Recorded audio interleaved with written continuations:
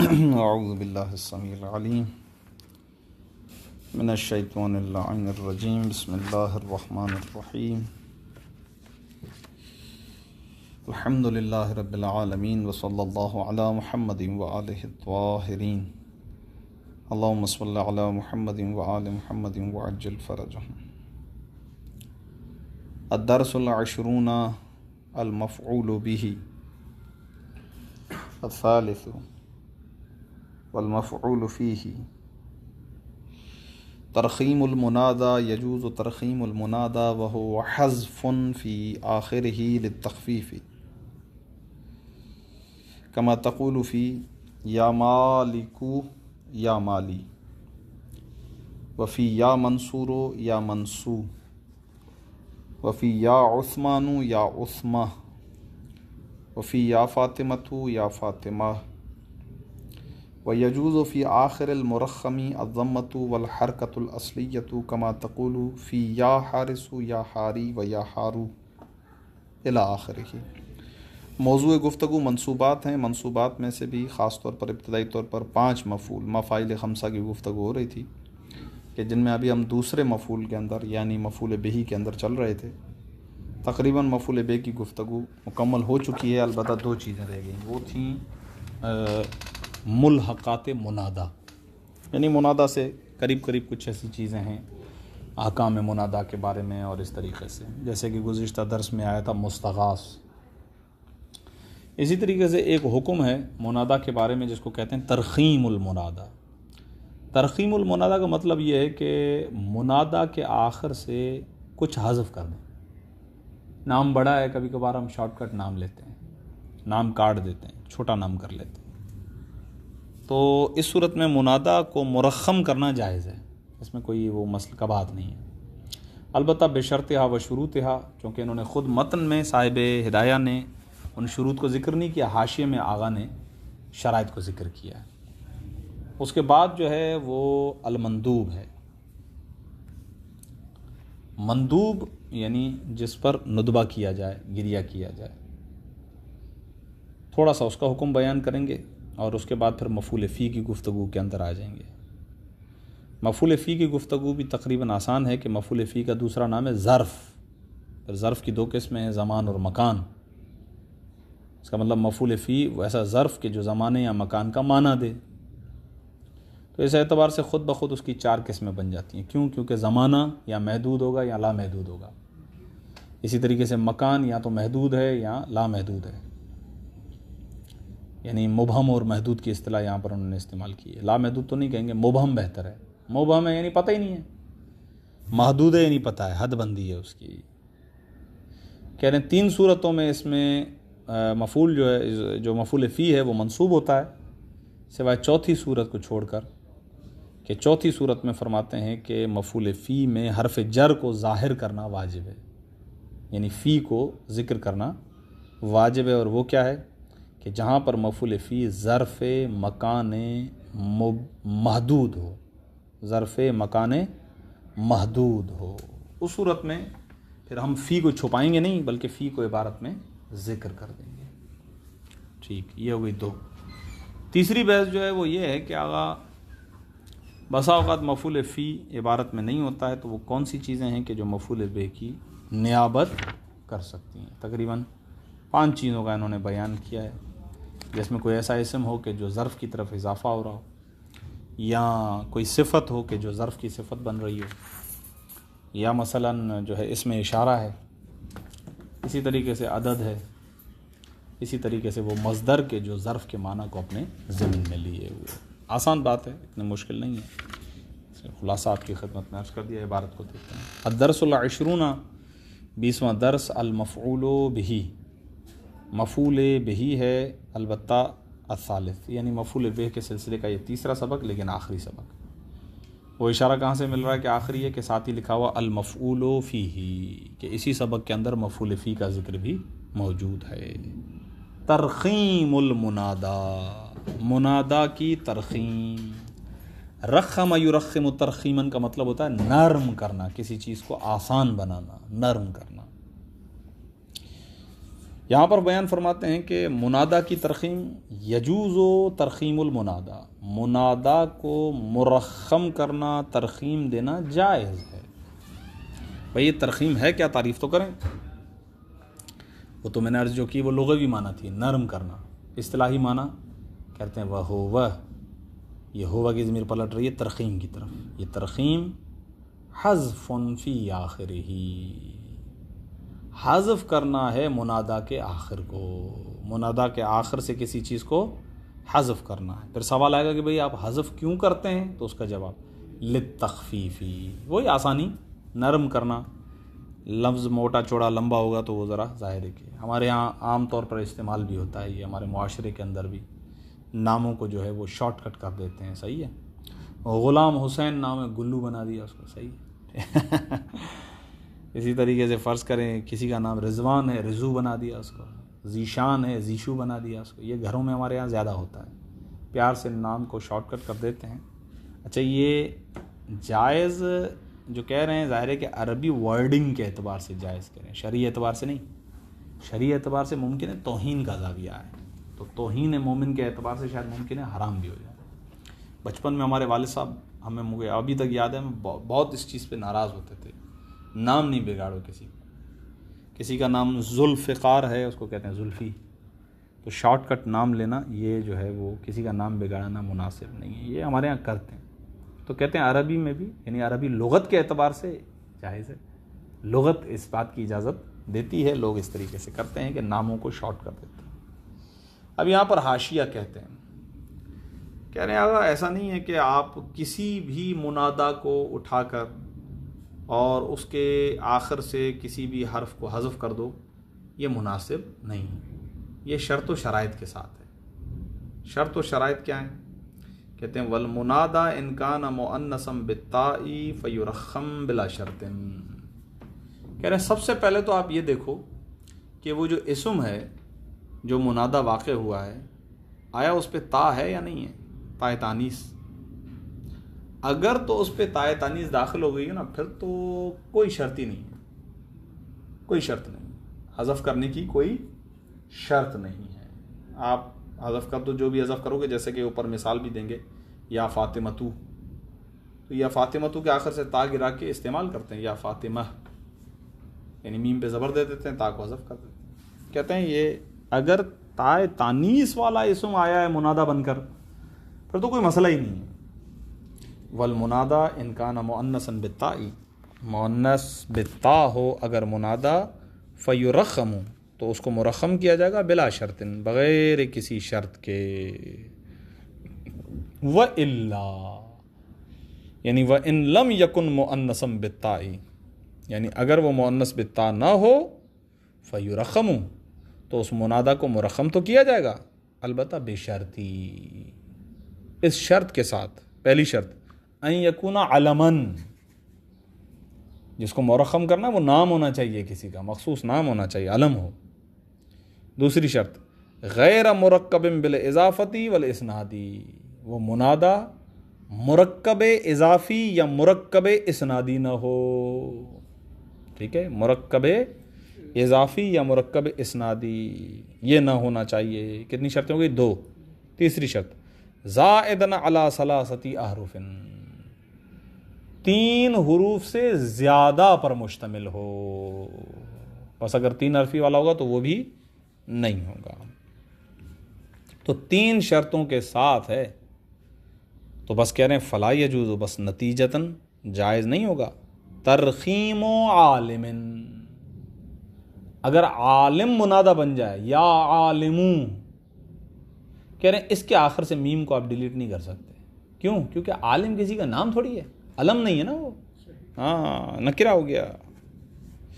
اسی طریقے سے وَيَا عَبْدَ اللَّهِ، اس کے بھی آخر سے آپ کچھ گرا نہیں سکتے ہو، ہاں سنتم، کیونکہ یہ مرکب اضافی ہے۔ اسی طریقے سے وَتَأَبَّتَ شَرًّا، اس کے بھی آخر سے گرا نہیں کرے، کیونکہ یہ بھی مرکب اسنادی ہے، مرکب البتہ اسنادی ہے۔ وَحَسَنٌ، اس کے آخر سے بھی کچھ گرا نہیں سکتے ہیں، وجہ کیونکہ کہہ رہے ہیں آگا یہ تین حرفی ہے۔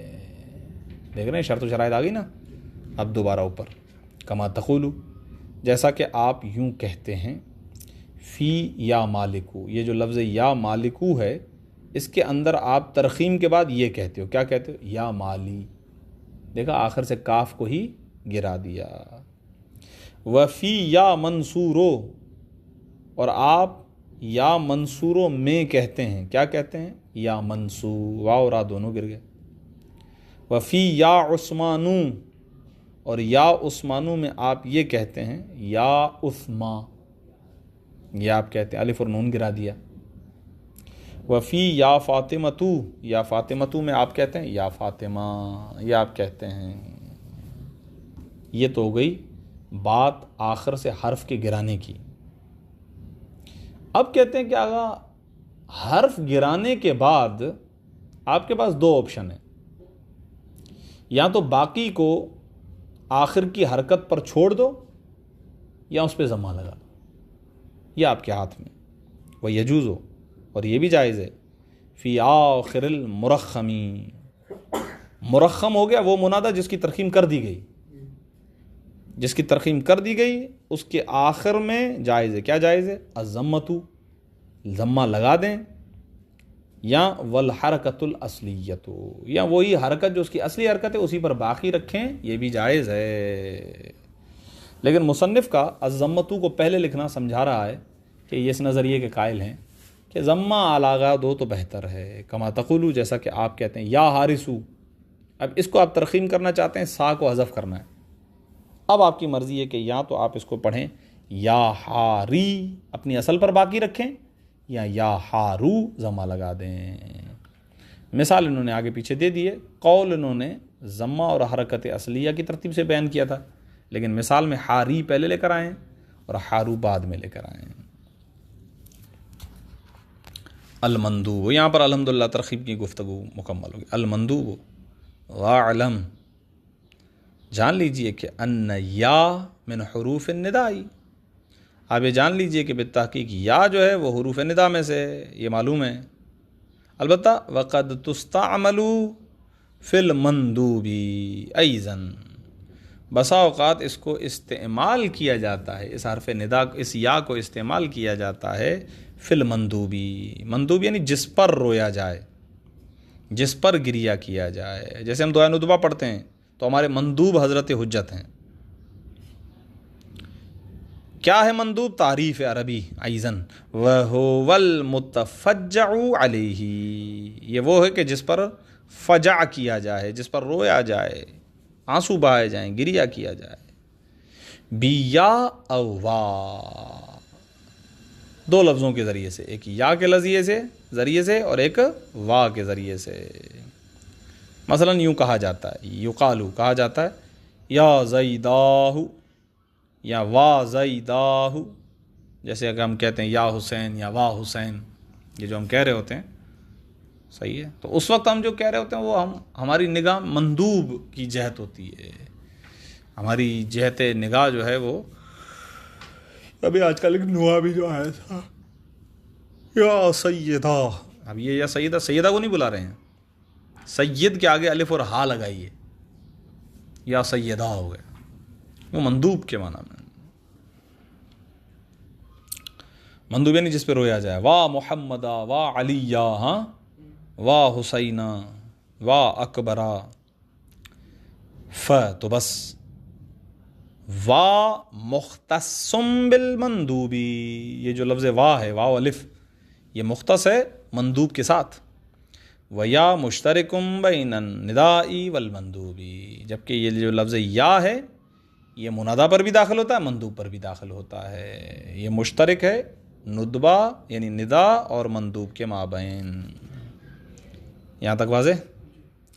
پھر کہتے ہیں گا والمندوب یستعمل علی ثلاثۃ اوجہ، مندوب کو استعمال کیا جاتا ہے تین صورتوں پر، تین طرح کی صورتیں، ایک تو یہ کہ آخر میں کچھ نہ لائیں، مثلا وا زیدو، جیسے ہم کہتے ہیں یا حسینو، اس وقت ہم مولا پر رو رہے ہیں، ایز اے مندوب استعمال کر رہے ہیں، ایز اے ندا نہیں، یہ جو ہم ماتم کرتے ہوئے یا حسین، یہ ایز اے مندوب ہے، ایز اے ندا نہیں، امام حسین کو پکار نہیں دیں، امام پر رویا جا رہا ہے، المتفجع علیہ، یہ ذہن میں رکھیے گا۔ وا زیدہ الف کے ساتھ، یہ دوسرا طریقہ، وصلاً الف کو جوڑتے ہوئے، وا زیدہ وقفاً وقف کرتے ہوئے، یعنی ہا کو نہیں پڑھتے نا، وا زیدہ الف ہا ہے تو صحیح، اس کو جوڑتے ہیں لیکن پڑھتے نہیں ہیں، وقف کر رہے ہیں اس کو۔ تین طریقے ہو گئے، الف اور ہا، کیا کہتے ہیں، بغیر الف کے، پھر الف اور ہا، تین طریقے ہو گئے مندوب کے استعمال کے۔ اس کو مطلب لانے کی وجہ مفعول بے کے ٹاپک میں، یہ مفعول بے ہوگا کیونکہ حقیقت میں اگر آپ دیکھیں نا تو جا کے جڑیں گے یہ اسی بحث سے، یہ حذف والے اس میں، ہاں، کہ یہاں پر ایک عامل ہے، یعنی یہ بندہ یہ کہہ رہا کیا کہتے ہیں اتفجع، میں رو رہا ہوں اس پر، تو یہ مفعول بے ہو گیا نا۔ ہاں، اب وہ سارے افعال جو بھی ہے، یا اگر میں پکار رہا ہوں تو ہم کیا کہیں گے، ہم یہی تو کہیں گے، مثلا پیچھے باب استغاثہ آیا تھا، اس وقت بھی ہم یہ کہیں گے، یہ چیز ہے، یستغیث ہو یا استغیث ہو، میں پکار رہا ہوں، یہ چیز ہے۔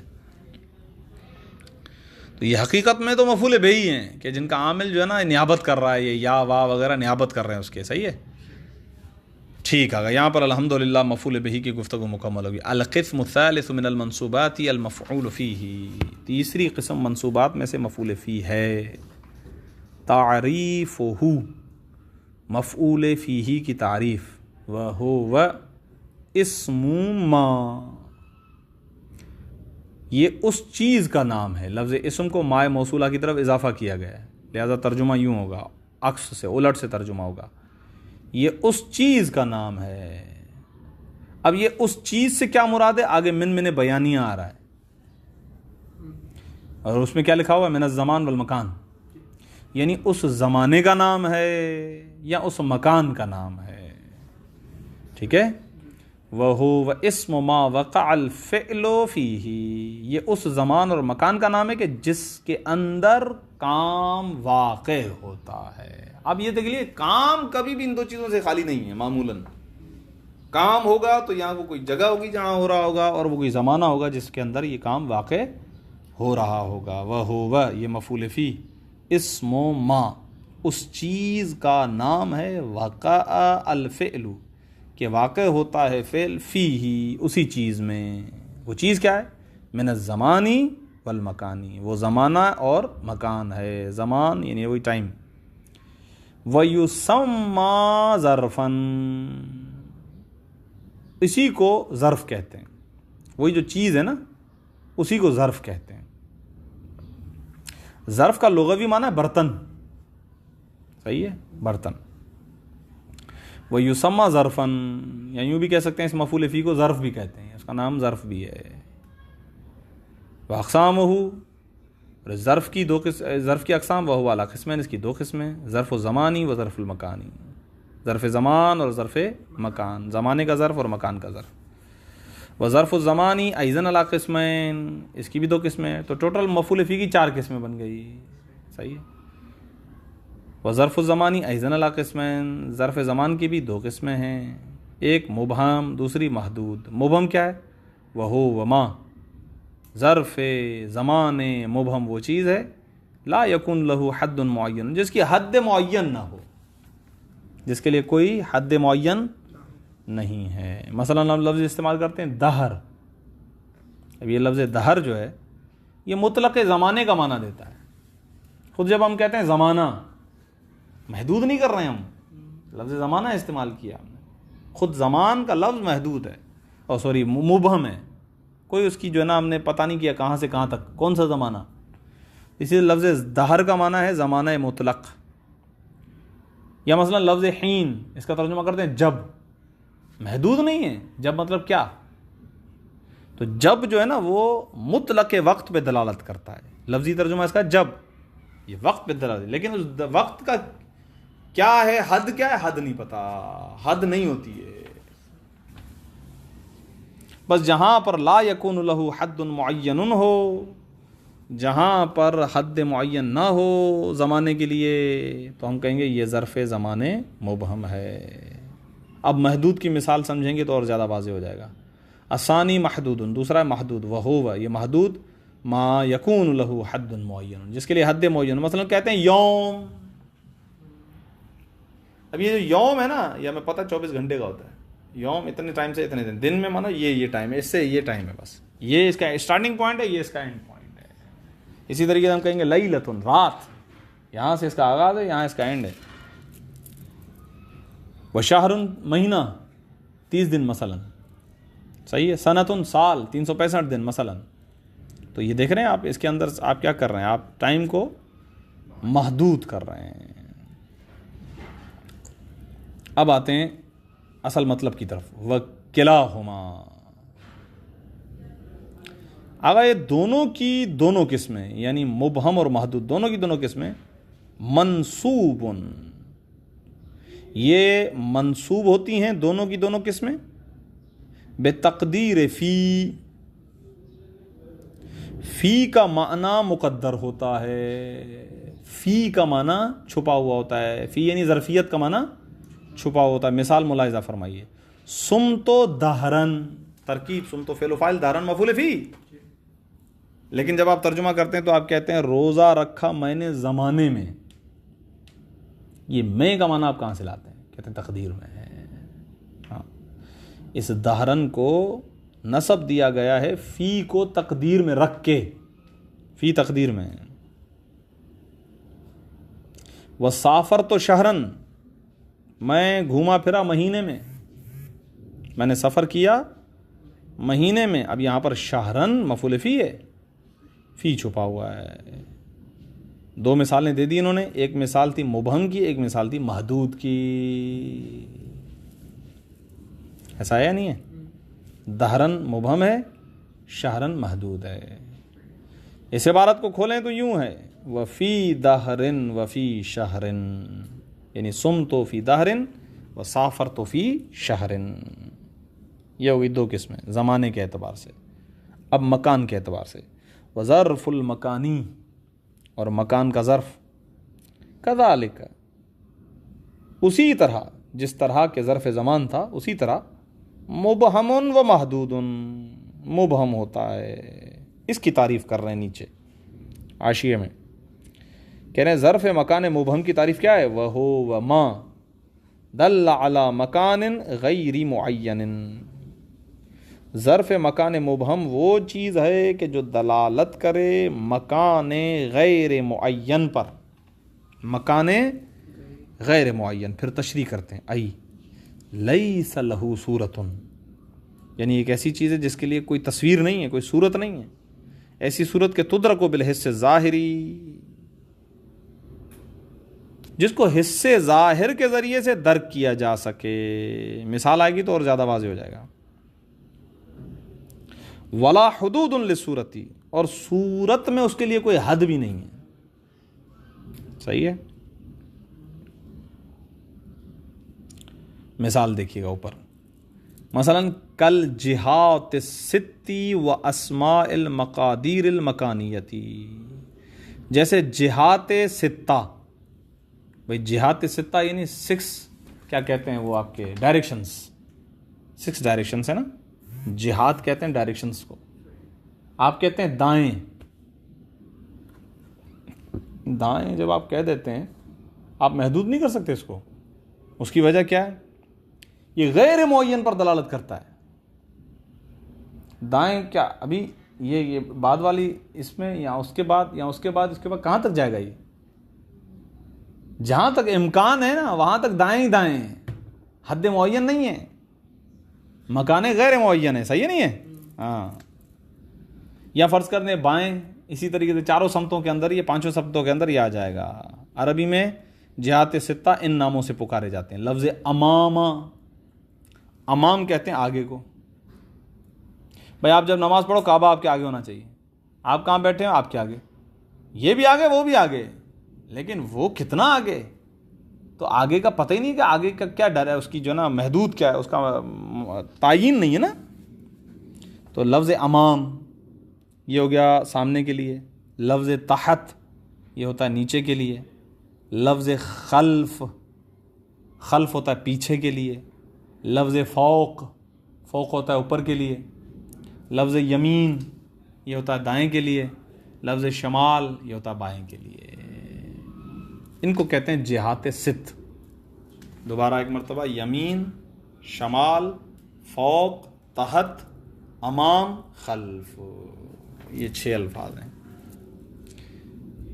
آئیں گی مثالیں، لیکن یہ سارے نہیں بتائیں گے، اسی لیے میں نے آپ کو بتا دیے. وَأَسْمَاءِ الْمَقَادِيرِ الْمَكَانِيَّةِ، مکانوں کی، یا یوں کہہ لیجیے مقادیر، مقداروں کی، مقداروں کے نام. البتہ کون سے مقادیر؟ مقادیر مکانیہ، مقادیر مکانیہ کے نام. خوب مثال آتی ہے اور زیادہ عرض کروں گا ابھی. وَهُوَ مَنْصُوبٌ، یہ ہوا کی ضمیر پلٹ رہی ہے ظرف مکان مبہم کی طرف. ظرف مکان بھی منصوب ہوتا ہے. مثال نحو جلست خلفک، یہ خلفک آ گیا نا پیچھے. بھائی میں آپ کے پیچھے تھا. کہاں پیچھے تھے؟ بالکل پیچھے تھے، اور پیچھے تھے، اور پیچھے تھے، اور پیچھے تھے. کہاں تک تھے؟ کوئی پتہ نہیں. تو یہ خلفک آ گیا. کس کی مثال ہوگی؟ یہ جہات ست کی مثال ہوگی. جہات ستہ میں سے ایک چیز کی مثال انہوں نے دی ہے، خلف. امام ہو سکتا ہے، تحت ہو سکتا ہے، فوق ہو سکتا ہے، یمین ہو سکتا ہے، شمال ہو سکتا ہے. دوسری مثال ہے اسماء مقادیر مکانیہ. سرت فرسخن، صحیح ہے نا؟ میں نے فرسخ سیر کیا. فرسخ، اب یہ آپ کے علم میں ہوگا، یہ اصطلاح استعمال ہوتی ہے. یہ تقریباً 5.50 کلومیٹرز بنتے ہیں. یہ جمعے کے لیے بھی استعمال کرتے ہیں. میں فرسخ چلا، میں پھرا فرسخ. صحیح ہے؟ یہ مبہم ہے، یہ مقدار مکانیہ کا نام ہے، ایک مقدار معین ہے. اگرچہ یہ لفظ فرسخ ٹائم کے لیے استعمال نہیں ہوتا ہے استعمال وقت، اس کے لیے، پلیس کے لیے استعمال ہوتا ہے، جگہ کے لیے استعمال ہوتا ہے. لیکن جب ہم کہتے ہیں فرسخ تو یہ مطلق ہے. کون سا فرسخ یہ مراد نہیں ہے. یہاں سے وہاں کا فرسخ، وہاں سے وہاں کا فرسخ، کون سا فرسخ یہ پتہ نہیں ہے یہ چیز.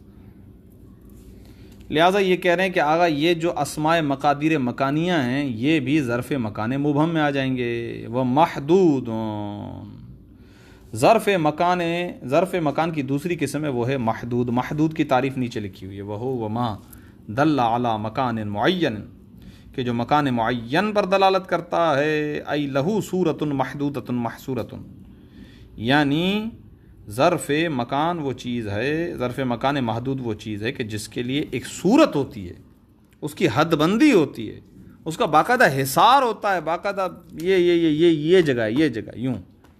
مثلا وہو ولا یکون منصوبا. اچھا یہ تو حکم بتا دیا آگے.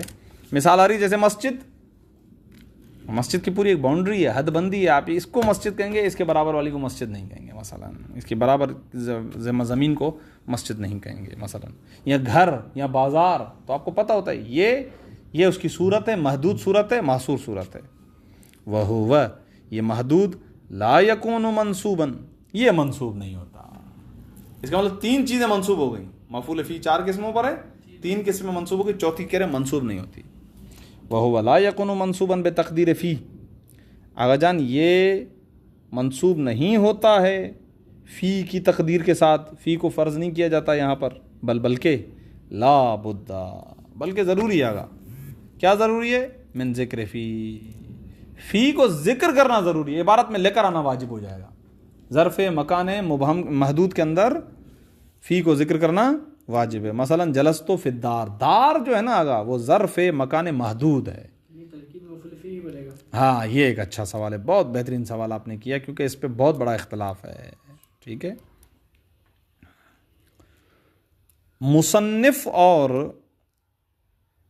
جمہور نحات اس کو مفعول فی نہیں مانتے ہیں. ہاں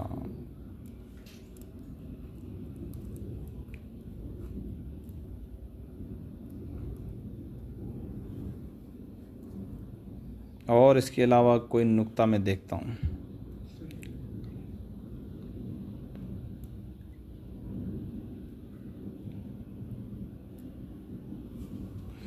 اب کہہ رہے ہیں کہ اگر، کیونکہ جمہور کا نظریہ پتہ ہے کیا ہے؟ جمہور، میں نے بھی کیا کہا آپ کی خدمت میں ابھی عرض کیا کہ وہ نہیں مانتے نا اس کو. جمہور اور مصنف وہ نہیں مانتے. ان کا نظریہ یہی ہے، وہ کہتے ہیں اگر فی تقدیر میں ہے، چھپا ہوا ہے، تو آپ اس کو مفعول فی کہہ سکتے ہو، لیکن اگر ایک مرتبہ فی عبارت میں آ گیا تو ہم یہ کہیں گے کہ آغا یہ اب جو آیا ہے ظرف مکان محدود، یہ مفعول بہی ہے بے واسطہ حرف جر، یعنی آپ یوں سمجھ لیجئے گویا یہ فی تعدیہ کا معنی دے رہا ہے، اس کے بے واسطے جو نا یہ مفعول بہی بن جائے گا، ہم اس کو نہیں کہہ سکتے کہ یہ مفعول فی ہے۔ تو جلستو فی الدار میں یہ نظریہ، ایک نظریہ یہ بھی سامنے ہے جو ابھی میں نے آپ کو بتا دیا مصنف اور جمہور کا، وفی السوقی وفی المسجدی، وفی السوقی وفی المسجدی، میں بیٹھا گھر میں یا میں بیٹھا بازار میں یا میں بیٹھا مسجد میں۔ تو آپ نے دیکھا یہ سوق یہ جو ہے یہ ظرف مکان محدود ہے، صحیح ہے۔ خوب یہاں پر الحمدللہ 4 قسمیں ہو جاتی ہیں مکمل، اس کے اندر کوئی اور ایسا خاص مطلب نہیں ہے، آج جو تھے اہم وہ عرض کر دیے۔ النائب عنہ ینوب عن الظرف 5 اشیاء وہی تنصب علی انہا مفعول فیہ، کہہ رہے ہیں آگا النائب عنہ، عنہ کی ضمیر مفعول فی کی طرف پلٹ رہی ہے، وہ چیز کہ جو مفعول فی کی نیابت کرتی ہے، نائب بنتی ہے، ینوب نیابت کرتی ہیں، عن الظرف ظرف سے، 5 اشیاء 5 چیزیں، وہیا اور یہ 5 چیزیں تنصب ان کو نصب دیا جاتا ہے، علی انہا مفعول فی اس بنا پر کہ وہ مفعول فی ہیں، اس بنا پر ان کو نصب دے دیا جاتا ہے کہ بھائی نائب مفعول فی بن گئے تو انہی کا لباس پہنا دیتے ہیں۔ الالف پہلی چیز، المضاف الی الظرف، وہ چیز کہ جس کو اضافہ کیا جائے ظرف کی طرف، نحو مشیت کل النہار و بعد النہار، یہاں پر لفظ کل اور لفظ بعض ہماری شاہد مثال ہیں کہ دونوں کو لفظ نہار اور لفظ نہار کی طرف اضافہ کیا گیا ہے۔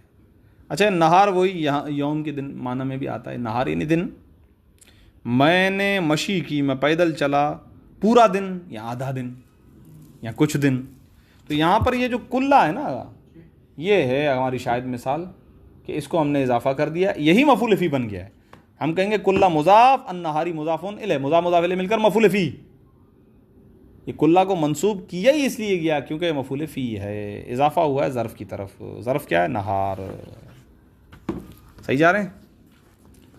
با دوسری وہ چیز کہ جو نائب بنے گی وہ کیا ہے، صفت الظرفی، ظرف کی صفت، مثال دے رہے ہیں نمت طویلا، اچھا یہ جو مادہ آیا گا یہ کئی ابواب میں استعمال ہوا ہے، ایک ہے نام ینامو، ینام نومن، نیامن اس کا مصدر بھی آتا ہے، اس کا تو معنی آتا ہے سونا۔ اچھا جب یہ نام ینامو ہوگا تو پھر اس کا اس کا ماضی مجہول بننا چاہیے نمتو، یا معلوم بننا چاہیے نمتو، لیکن کبھی کبھار نمتو استعمال ہوتا ہے، نمتو استعمال کرنا وہ پھر کسی اور معنی میں ہوگا، پھر وہ نام ینامو سے نہیں ہوگا، پھر وہ ہو جائے گا نام ینومو سے، قال یقول سے ہو جائے گا، اور اس کا معنی الگ ہوتا ہے، اس کا معنی ہوتا ہے سونے میں کسی اور پر بازی لے جانا، کسی اور پر سبقت لے جانا، ٹھیک ہے۔ تو یہاں پر لفظ کہیں گے نمتو، نمتو طویلا، ای نمتو زمنن طویلا، شاید مثال ہے لفظ طویلا، یہ صفت ہے، موصوف محذوف ہے، وہ کیا ہے زمنن، میں طویل زمانہ سویا رہا۔ تو یہاں پر مسئلہ یہ ہے کہ یہ لفظ طویل جو کہ صفت ہے، یہ صفت بن رہی ہے ظرف کی جو کہ ظرف ہے زمانن، صحیح ہے، تو نائب بن گیا۔ ترکیب کریں گے نمت فعل و فاعل طویلا مفعول فی، بھائی آپ نے کیسے مفعول فی کو بنا لیا، لفظ طویل کے اندر نہ زمانے کا معنی مکان کا، بابا نیابت کر رہا ہے، کس کی نیابت، مفعول فی کی، بھائی یہ ہے کیا ان چیزوں میں سے، کہیں گے یہ اس مفعول فی کی صفت ہے۔ جیم اسم الاشارتی، اس میں اشارہ بھی کرتا ہے، کب، جب اس کا مشار الیہ بعد میں خود ظرف ہو کر آ جائے، مثلا نحو سرت تلک اللیلۃ، یہی رات تھی جب میں نے سیر کی، تو یہاں پر لفظ تلکا ہماری شاہد مثال ہے، اس میں اشارہ ہے، یہ ہے مفعول فی، البتہ اللیلہ سے مل کر، کیونکہ تلکا یا تو موصوف ہے اور لیلۃ اس کی صفت ہے، 3 ترکیبیں اس کی جائز ہیں، یا یہ تلکا جو ہے وہ آغا معطوف ہے اور لیلۃ عطف بیان ہے، یہ ابھی تک آپ نے پڑھے نہیں ہیں نا، اسی لیے تھوڑا سا عجیب لگیں گے، یہاں یہ تلکا مبدل منہو ہے اور اللیلہ اس کی بدل ہے، اس سے بدل ہے. اس تینوں ترکیبوں کے مطابق ہم یہ کہیں گے کہ یہ دونوں مل کر صرتوں کے لیے مفعول فی ہیں. خوب، پھر عبارت پہ دقت. العدد الممیز بالظرفی، چوتھی چیز کہ جو نیابت کرتی ہے وہ ایسا عدد کہ جس کی تمییز ظرف ہو، ایسا عدد جس کی تمییز لائی گئی ہو ظرف کے ذریعے سے. پہلے اس کی مثال ملاحظہ فرمائیے. قرأت القرآن 30 دقیقتاً، ٹھیک ہے، یہاں پر لفظ 30 ترکیب میں مفعول فی ہے، کیونکہ یہ ایسا عدد ہے کہ جس کی تمییز لفظ دقیقہ ہے اور لفظ دقیقہ ظرف ہے. دقیقے کا مطلب منٹس. میں نے قراءت کی قرآن کی 30 منٹس. تو آپ نے دیکھا اس میں ہماری مثال میں لفظ 30 ہماری شاید مثال ہے، عدد ہے، عدد، یہ مفعول فی بن رہا ہے. البتہ شرط ہے کہ جب اس کی تمییز کون ہو؟ خود ظرف ہو. پھر آگے اب جو لفظ آ رہا نا المضافو، اس المضافو کو عطف کیجئے گا الممیز پر، تو عبارت یوں ہو جائے گی العدد المضافو. صحیح ہے؟ یا العدد الممیز بالظرف یا پھر العدد المضاف الی الظرف. کہہ رہے ہیں یا وہ عدد کے جس کو اضافہ کیا جائے ظرف کی طرف. اب دوسری مثال میں دیکھیں. استراحت 3 ایام. اب یہ لفظ ثلاثہ ہماری شاید مثال ہے، یہ ہے عدد. اب یہ ذاتی طور پر تو اس کے اندر نہ زمانے کا معنی ہے نہ مکان کا معنی ہے، مفعول فی نہیں بن سکتا، لیکن اس کو اضافہ کیا گیا ہے لفظ ایام کی طرف جو کہ ظرف ہے، لہٰذا یہ مفعول فی بن گیا. ٹھیک، وہی ملائیں گے، ظاہر ہم بولیں گے مضاف الیہ مل کر اس طرح تو کے لیے مفعول فی ہے ترکیب کے اعتبار سے.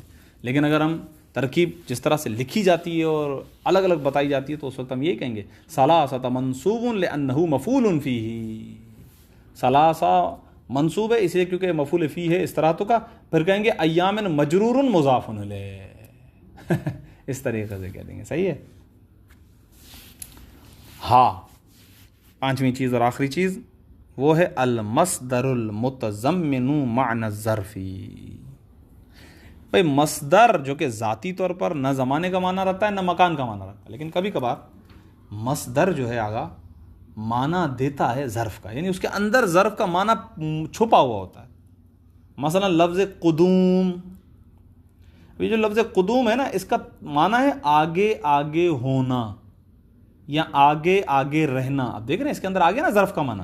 ہاں، تو کہہ رہے ہیں اگر ایسا مصدر جس کے اندر ظرف کا معنی پیٹ کے اندر ہو تو وہ بھی مفعول فی بن سکتا ہے. مثلا ہم کہتے ہیں جئتک، میں آیا آپ کے ہاں، قدوم الحاجی، حاجی کے آگے آگے، آگے آگے چلتے ہوئے، حاجی کے آگے آگے چلتے ہوئے. ٹھیک ہے. مثلا قرآن میں آیت آئی ہے یقدم قومہ یوم القیامتی.